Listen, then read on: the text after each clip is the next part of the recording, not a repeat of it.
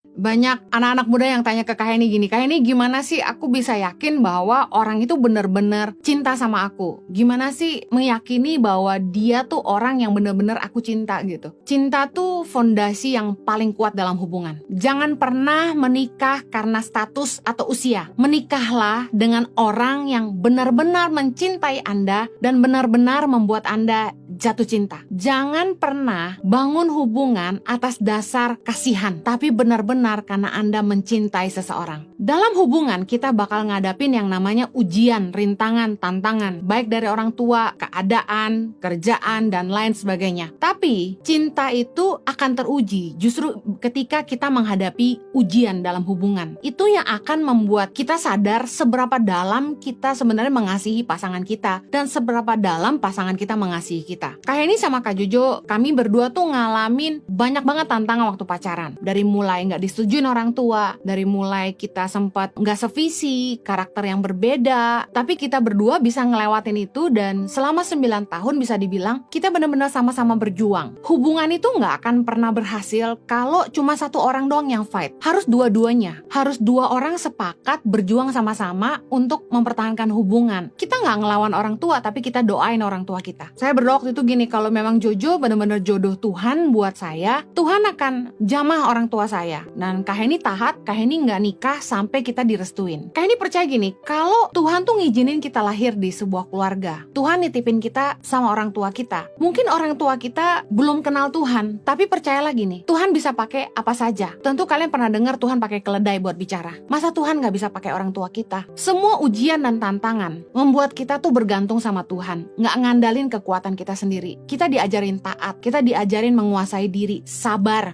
nungguin waktu Tuhan.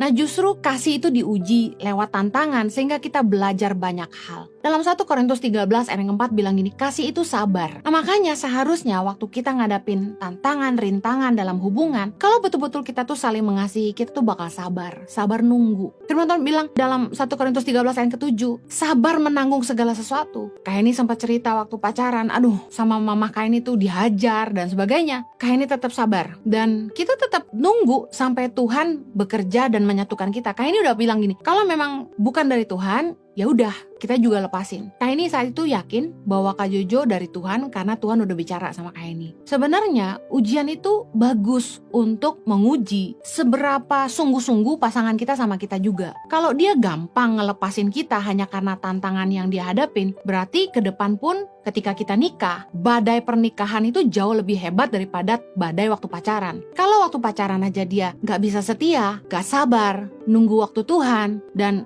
gak sabar nungguin kita, ya berarti nanti waktu menikah juga begitu, dia gak akan sabar. Kak Heni dan Kak Jojo berjuang sama-sama dan itu yang membuat kita gak gampang melepaskan hubungan karena kita berjuang untuk mendapatkan hubungan itu.